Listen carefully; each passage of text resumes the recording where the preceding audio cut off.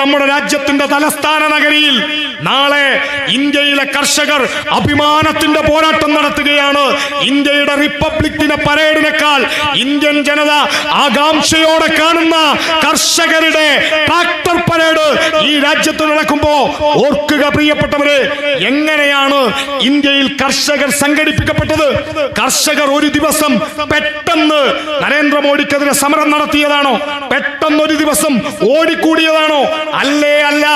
ഇന്ത്യയിലെ കർഷകരെ സംഘടിപ്പിക്കാൻ CPIM-ന്റെ കർഷക സംഘടനയായ AIKS all India Kisan Sabha വർഷങ്ങളായി ഇന്ത്യയുടെ ഗ്രാമപ്രദേശങ്ങളിൽ നടത്തുന്ന ഇടപെടലിന്റെ ഫലമാണ് തെരഞ്ഞെടുപ്പിൽ തോറ്റുപോയവന്റെ പ്രസ്ഥാനം, ലോക്സഭയിൽ ദുർബലമായവന്റെ പ്രസ്ഥാനം, നരേന്ദ്രമോദിയുടെ മുക്കിന് താഴെ സംഘപരിവാരത്തിന്റെ കോർപ്പറേറ്റ് അജണ്ടകൾക്കെതിരെ ഈ രാജ്യത്തിന്റെ മുന്നിൽ കർഷകർ പിടിക്കുന്ന കൊടി ഈ ചെമ്പതാകയാണ്. പഞ്ചാബിൽ നിന്നുള്ള അകാലി ദളുകാർ അവരുടെ പച്ചക്കൊടി പിടിക്കുന്നുണ്ട്. പഞ്ചാബിലെ പാർട്ടി ശിരോമണി അകാലിദൾ അവര് പിടിക്കുന്ന പതാക ഫോട്ടോഷോപ്പ് ചെയ്തിട്ട് ഇവിടുത്തെ മൊയന്ത് ലീഗ് പറയാ അവിടെ പച്ച ഉണ്ട്. എന്റെ ചങ്ങായി, അത് വേറെ പച്ചയാ. അത് കണ്ടിട്ട് നിങ്ങളതാന്ന് വിചാരിച്ച് നടക്കണ്ട. കേരളത്തിലെ ഇടതുപക്ഷത്തെ തകർക്കാൻ ശ്രമിക്കുന്നവർ ഓർക്കുക, പൗരത്വ നിയമം ഇനിയും ആവിഷ്കരിക്കപ്പെടും. പൗരത്വത്തിന്റെ പേരിൽ ഈ നാടിനെ വേട്ടയാടാൻ RSS തീരുമാനിച്ചത് ഈ തെരഞ്ഞെടുപ്പിൽ അവർക്ക് സീറ്റ് കിട്ടിയപ്പോ മാത്രമല്ലട്ടോ. നിങ്ങൾ നിർബന്ധമായും ഈ കാലഘട്ടത്തിൽ വായിക്കേണ്ട ഒരു പുസ്തകമുണ്ട്. അത് വിചാരധാരയാണ്. ഇന്ത്യയിലെ മതനിരപേക്ഷതയ്ക്ക് വേണ്ടി പോരാടുന്ന മനുഷ്യർ പരിശോധിക്കേണ്ട ഒരു പുസ്തകം. ആ പുസ്തകത്തിൽ ഇന്ത്യൻ ഭരണഘടന മാറ്റിയെഴുതാൻ പലകുറി ആവർത്തിക്കുന്നവന്റെ പേരാണ് ഗുരുജി ഗോൾവാൾക്കർ. RSSന്റെ 33 വർഷത്തെ സർ സംഘ് ചാലകിന്റെ പേരാ മാധവ സദാശിവ ഗോൾവാൾക്കർ. ആ ഗോൾവാൾക്കർ അവരുടെ പുസ്തകത്തിൽ എഴുതി വെച്ചിട്ടുണ്ട്, ഇന്ത്യയിൽ എവിടെയൊക്കെ മഹല്ല് കമ്മിറ്റികളുണ്ടോ അത് കുട്ടി പാകിസ്ഥാനാണ്. ഇന്ത്യയിലെ ക്രിസ്ത്യാനികൾ, ഇന്ത്യയിലെ മുസ്ലിങ്ങൾ, ഇന്ത്യയിലെ കമ്മ്യൂണിസ്റ്റുകാർ ഈ രാജ്യത്തിന്റെ ആഭ്യന്തര ശത്രുക്കളാണ്. മുസ്ലിമിനെ കുറിച്ചുള്ള വാക്ക് ലീഗ് നിങ്ങളോട് വിനയത്തോടെ ഇപ്പോഴും RSSന് വേണ്ടി കുഴലൂത്ത് നടത്തി RSSന്റെ വോട്ട് വാങ്ങുന്നവരുണ്ട്. ഞാൻ വിനയത്തോടെ ലീഗുകാരനോട് പറയാ, വിചാരധാരയുടെ ഒറിജിനൽ എന്റെ കയ്യിലുണ്ട്.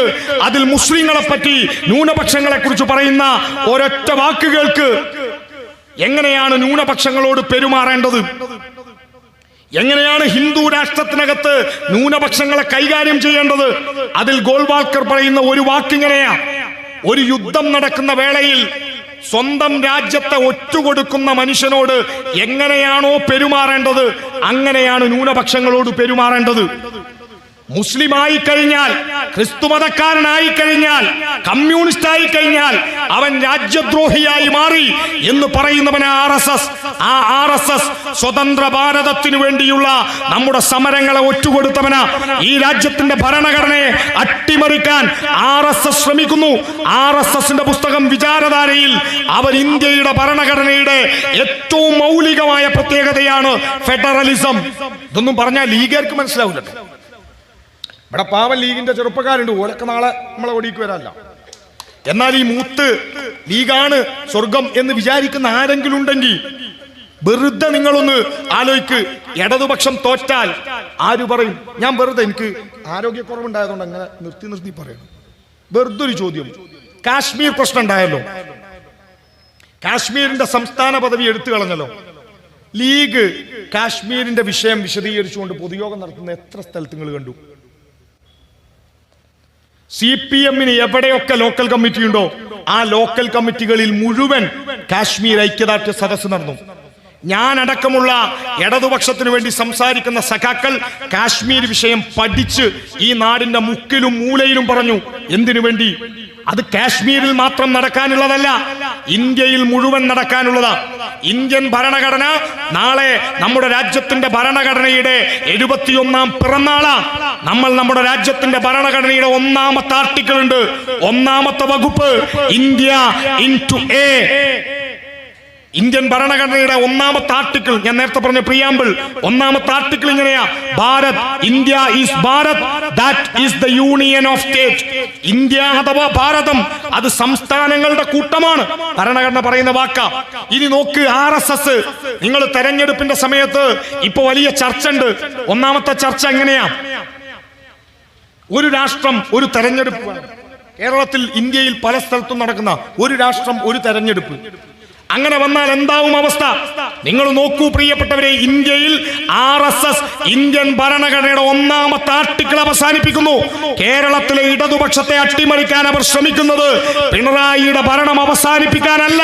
നിങ്ങൾ പരിശോധിക്ക്, ഇന്ത്യൻ ഭരണഘടന, ഇന്ത്യ ഈസ് ഭാരത്, RSS അവരുടെ പുസ്തകം 23-ാം അധ്യായം, ഏകഘടക രാഷ്ട്രം ആവശ്യം വിചാരധാരയിൽ ഗോൾവാൾക്കർ പറയുന്നു, Bharat is Hindustan, that is the unitary state. India എന്നാൽ അത് ബഹുസ്വര രാജ്യമാണ്. ഇന്ത്യ നാനാത്വത്തിൽ ഏകത്വത്തിന്റെ നാടാണ്. പല ജാതിയിൽപ്പെട്ടവർ, പല മതത്തിൽപ്പെട്ടവർ, പല ഭാഷ സംസാരിക്കുന്നവർ, പല വസ്ത്രം ധരിക്കുന്നവർ, പല ഭക്ഷണം കഴിക്കുന്നവർ ഈ രാജ്യത്ത് ഒരമ്മ പെറ്റ മക്കളെ പോലെ ഒരുമിച്ച് ജീവിക്കുന്ന നാടിന്റെ പേരാണ് ഇന്ത്യ.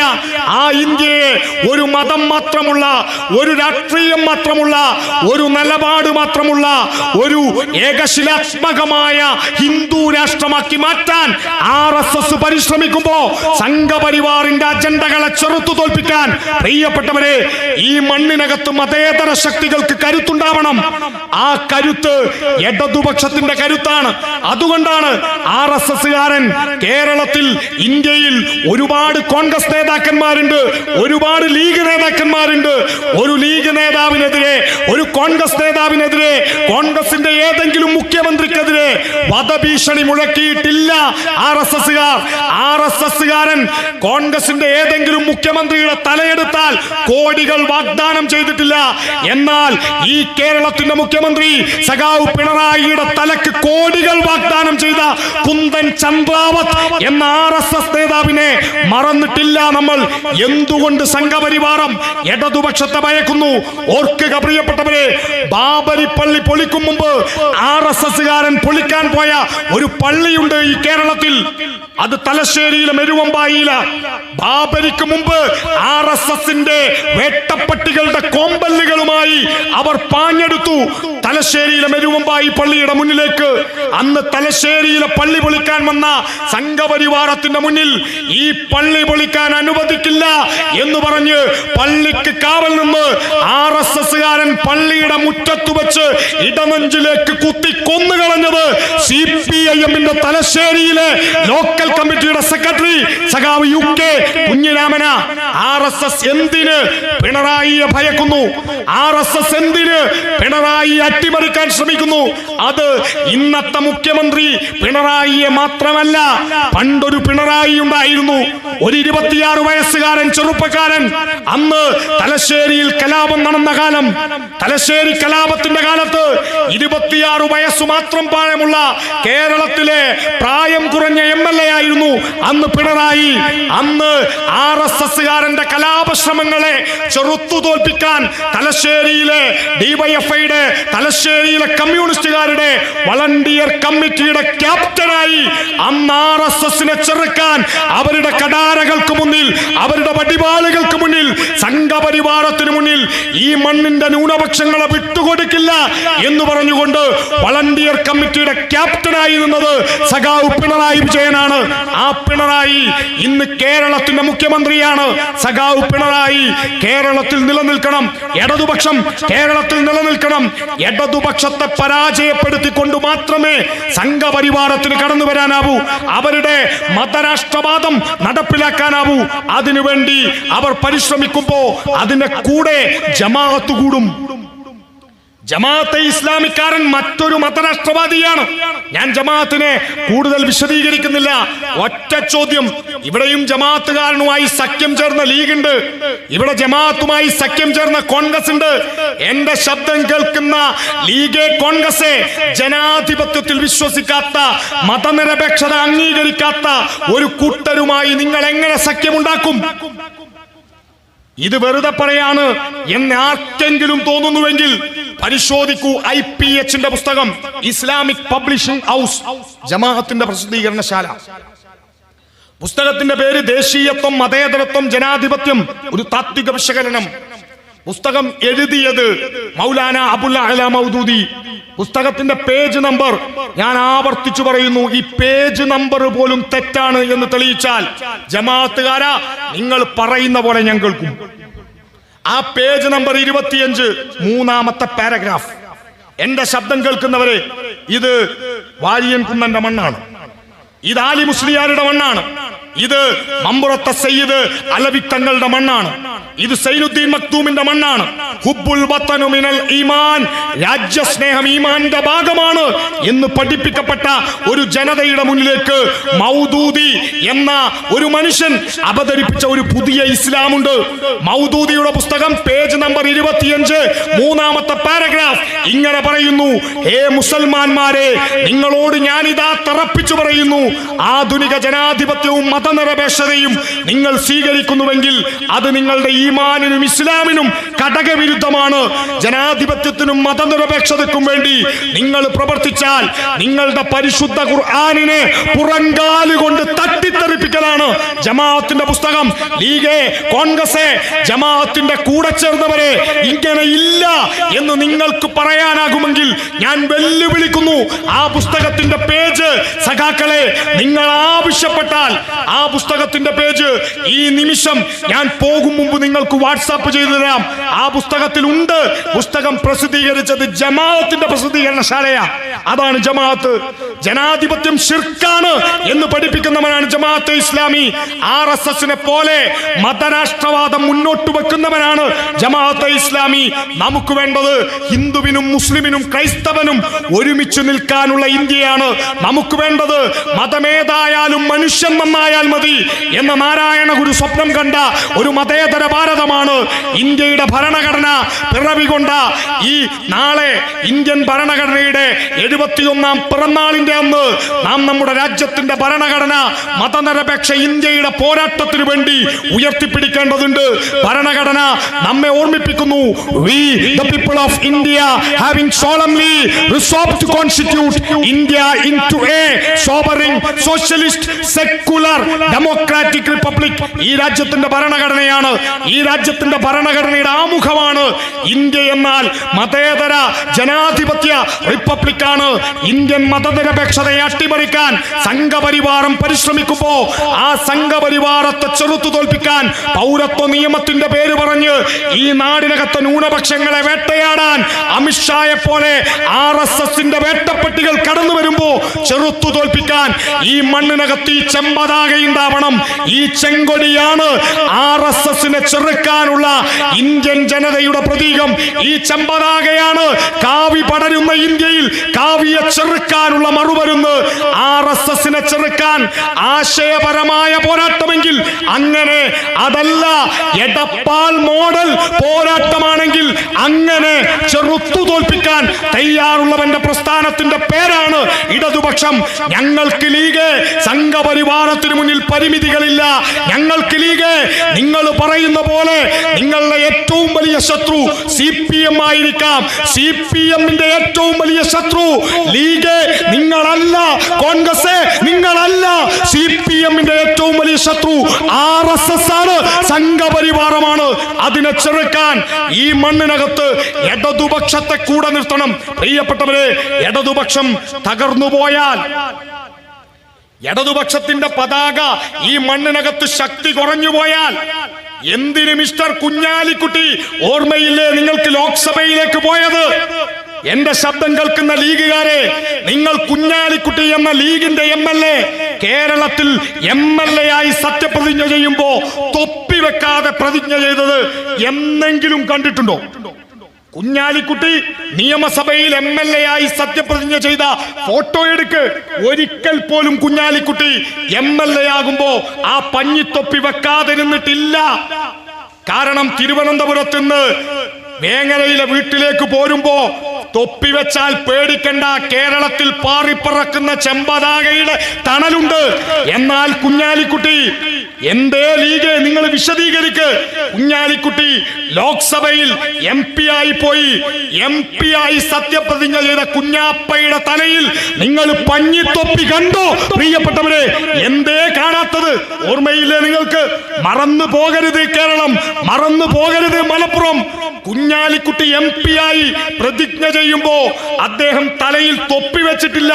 തൊപ്പി മറന്നിട്ടുണ്ടെങ്കിൽ ഞങ്ങളെ കുറച്ചാളൊക്കെ അവിടെ ഉണ്ട്, ഒരു ടവല് ചോദിച്ചൂടെ? സുന്നത്ത് അങ്ങനെയും കിട്ടുമല്ലോ. കുഞ്ഞാലിക്കുട്ടിക്ക് നരേന്ദ്രമോദിയുടെ മുന്നിൽ, അമിത് ഷാജിയുടെ മുന്നിൽ തൊപ്പി വെക്കാൻ മുട്ടുപറക്കുമ്പോ RSSന്റെ മുഖത്ത് നോക്കി കേരളത്തെ വലിച്ചു താഴെയിടും എന്ന് പറഞ്ഞ അമിത്തിനോട് അതിന് ഈ തടി പോരാ എന്ന് പറയാൻ കേരളത്തിൽ പിണറായി വിജയനുണ്ട്. പ്രിയപ്പെട്ടവരെ, ഇടതുപക്ഷമാണ് ബദൽ, ഇടതുപക്ഷമാണ് പ്രതീക്ഷ. കേരളത്തിന്റെ വികസനം യാഥാർത്ഥ്യമാക്കിയ ഇവിടുത്തെ ആശുപത്രികൾ, നമ്മുടെ പൊതുമേഖല, നമ്മുടെ വിദ്യാഭ്യാസ മേഖല, നമ്മുടെ ആരോഗ്യ മേഖല, സമയക്കുറവുണ്ട് പ്രിയപ്പെട്ടവരെ. നമുക്ക് വികസന നേട്ടം, ഞാൻ നേരത്തെ പറഞ്ഞത് വെറുതെ അല്ല. നമ്മൾ 550 പാലത്തിന്റെ പേര് പറഞ്ഞാൽ, നമ്മൾ ഉന്നത വിദ്യാഭ്യാസ രംഗത്ത് നടപ്പിലാക്കിയ പദ്ധതികൾ, സ്കൂളുകളുടെ ഹൈടെക്, ഇതൊക്കെ പറയാൻ നിന്നാൽ നേരം വെളുക്കും. അതുകൊണ്ട് ഞാൻ അവസാനിപ്പിക്കുന്നു. എന്റെ ശബ്ദം കേൾക്കുന്ന പ്രിയപ്പെട്ടവരോട്, ഇടതുപക്ഷത്തിന്റെ കൊടി പിടിച്ച് ഇങ്ങോട്ട് വന്ന ഒരാൾക്കും നിരാശപ്പെടേണ്ടി വരില്ല. ഈ കൊടി ഈ നാടിന്റെ ജനതയെ വഞ്ചിക്കില്ല. ഈ കൊടിക്കൊരു ചരിത്രമുണ്ട്.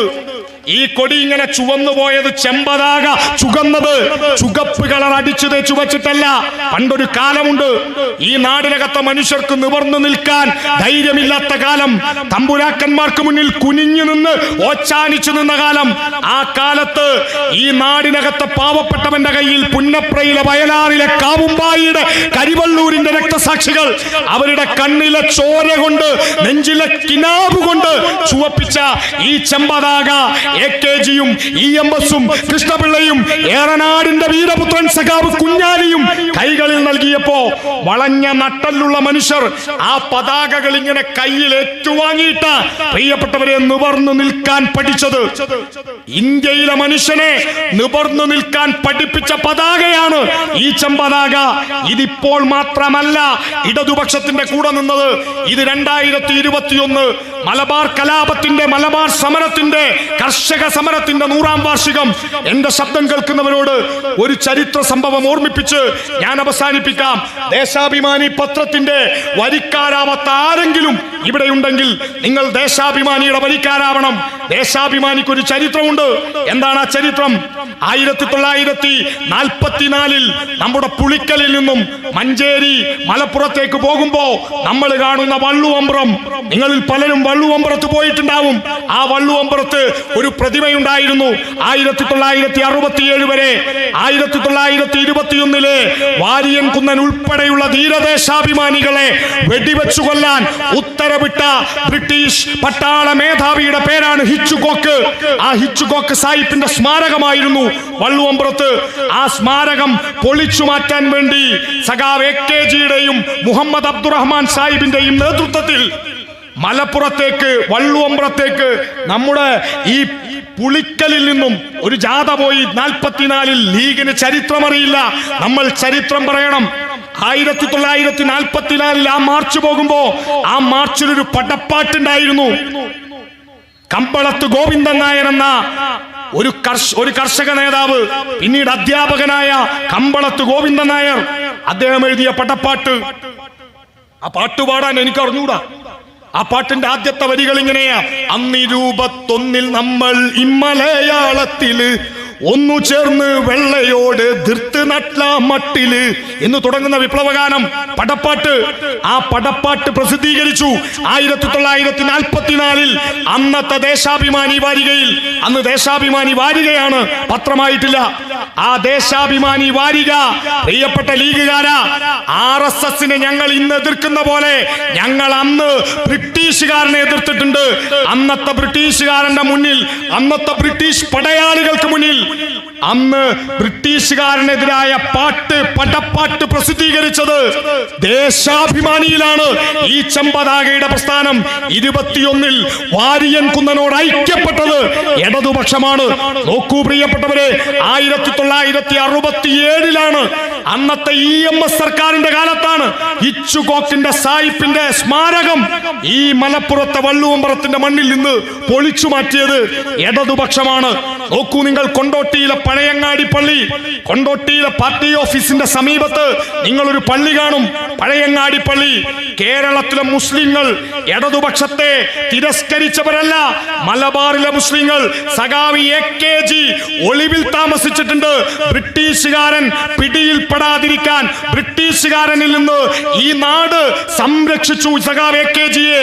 കൊണ്ടോട്ടിയിലെ പഴയങ്ങാടി പള്ളിയുടെ മുകളിൽ കമ്മ്യൂണിസ്റ്റുകാരനായ സഖാവ് AKGയെ ഒളിവിൽ താമസിച്ച് ബ്രിട്ടീഷുകാരനിൽ നിന്ന് സംരക്ഷിച്ചത് ഈ മലബാറാണ്, ഈ മലപ്പുറമാണ്. ഈ മലപ്പുറത്തിന്റെ മണ്ണിന് ഇടതുപക്ഷത്തെ തിരസ്കരിച്ച ചരിത്രമല്ല, ഇടതുപക്ഷത്തെ സ്വീകരിച്ച ചരിത്രമാണ്. കമ്മ്യൂണിസ്റ്റുകാരൻ ഈ നാടിന്റെ കൂടെ നിന്നു, ഈ നാട് ഇടതുപക്ഷത്തിന്റെ കൂടെ നിൽക്കുന്നു. പ്രിയപ്പെട്ടവരെ, ഇടതുപക്ഷത്തിന്റെ പതാകയെ തകർക്കാൻ ശ്രമിക്കുന്നവരോട്, ഇല്ലാതാക്കാൻ ശ്രമിക്കുന്നവരോട്, ഞങ്ങളുടെ പതാക പിടിച്ചാൽ ഞങ്ങളുടെ പ്രിയപ്പെട്ടവൻ ഔഫിനെ കൊന്നു തള്ളിയ പോലെ ഞങ്ങളിൽ എല്ലാവരെയും ആക്രമിക്കാൻ വരുന്നവരോട് ഞങ്ങൾ കൊന്നേ പറയാനുള്ളൂ. ഭയപ്പെടുത്തിയാൽ ഇല്ലാതാവുന്നവന്റെ പ്രസ്ഥാനമല്ല ഇടതുപക്ഷം. കൊന്നു തള്ളുമെന്ന് പറഞ്ഞാൽ കൊടി പിടിക്കാതെ മാറിപ്പോവാൻ, തെരഞ്ഞെടുപ്പിൽ തോറ്റുപോയാൽ സ്വന്തം അമ്മയോട് പോലും പറയാതെ നാട് വിട്ടു പോകുന്ന അഖിലേന്ത്യാ പ്രസിഡന്റ് ഉള്ളത് കോൺഗ്രസിനാണ്. തോറ്റാലും ജയിച്ചാലും പിടിച്ച കൊടി, വിളിച്ച മുദ്രാവാക്യം വിളിക്കാൻ നട്ടല്ലുള്ളവന്റെ, തന്റെ ഇടമുള്ളവന്റെ കൊടിയ CPM-ന്റെ പതാക. ഈ പതാക പിടിച്ച് കടന്നു വന്ന പ്രിയപ്പെട്ടവരെ, നിങ്ങളുടെ ദേഹത്ത് ഒരു തരി മണ്ണ് വീഴാതെ നിങ്ങളെ കൂടെ നിൽക്കാൻ ഈ മണ്ണിൽ CPM ഉണ്ടാവും എന്ന് മാത്രം പറഞ്ഞുകൊണ്ട് CPM-ന്റെ പതാകയെ തകർക്കാൻ ശ്രമിക്കുന്നവരോട് ഉജ്ജ്വലമായ ഒരു വിപ്ലവഗാനത്തെ ഓർമ്മിപ്പിച്ചുകൊണ്ട് ഞാൻ അവസാനിപ്പിക്കുന്നു. ഈ പതാക, ഈ മണ്ണിനകത്തെ ഈ ചെമ്പതാക ഇതിങ്ങനെ പാറിക്കടക്കുമ്പോ ഇതിനെ തകർക്കാൻ ഒരുമ്പെട്ടിറങ്ങുന്ന RSS, BJP, കോൺഗ്രസ്, ലീഗ്, ജമാഅത്തുകാരോട് ഇല്ലില്ല, എല്ലാ വെളിച്ചവും കെട്ടുപോവില്ല, ഇല്ലില്ല, എല്ലാ വെളിച്ചവും കെട്ടുപോവില്ല. ഈ മർത്യധീരത തൻ പതാക താഴും വരെ ഇല്ലില്ല, എല്ലാ വെളിച്ചവും കെട്ടുപോവില്ല.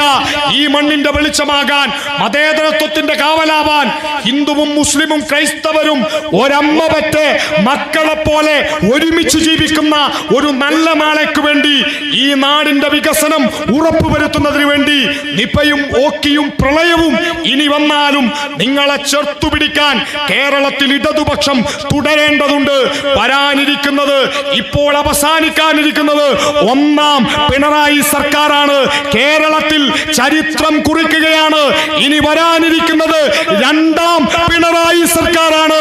രണ്ടാം പിണറായി സർക്കാർ യാഥാർത്ഥ്യമാക്കുന്നതിന് വേണ്ടി പ്രിയപ്പെട്ടവരെ, ഇടതുപക്ഷത്തിന്റെ കൂടെ നിങ്ങൾ ഉണ്ടാവണമെന്ന്, ഇനിയും ശക്തമായി മുന്നോട്ടു പോകണമെന്ന് ഈ തിരൂരങ്ങാടിയിൽ കഴിഞ്ഞ തവണ നമുക്ക് നഷ്ടപ്പെട്ടത് ചെറിയ വോട്ടുകൾക്കാണെങ്കിൽ ഇത്തവണ ഈ തിരൂരങ്ങാടിയെ ചുവപ്പിക്കാൻ